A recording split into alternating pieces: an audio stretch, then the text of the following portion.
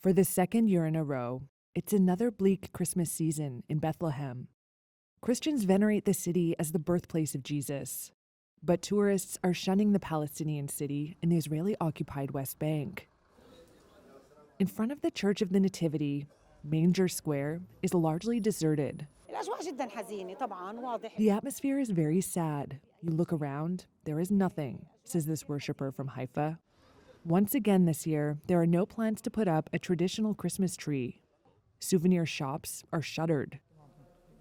Isa Talgia, an Orthodox priest who ministers at the Nativity Church, says Christmas will be a muted affair. The Church of the Nativity is the most important spot on earth, and as we come closer to Christmas, it is supposed to be packed with visitors and tourists who come to pray and to light a candle of hope. We have never seen it like this, even during COVID. Violence has surged across the West Bank since the start of the Hamas-Israel war in Gaza in October last year.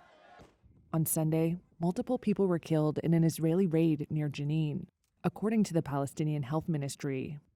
Some Bethlehem residents say they're looking for a way out, demoralized by a tourist slump and the constant threat of violence hovering over the territory northeast of Gaza.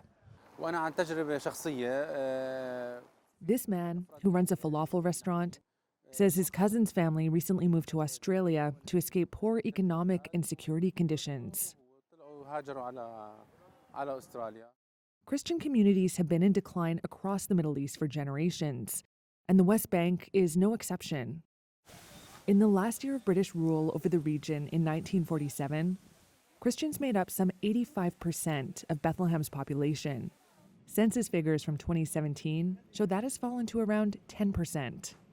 Locals say the drop has accelerated in recent months.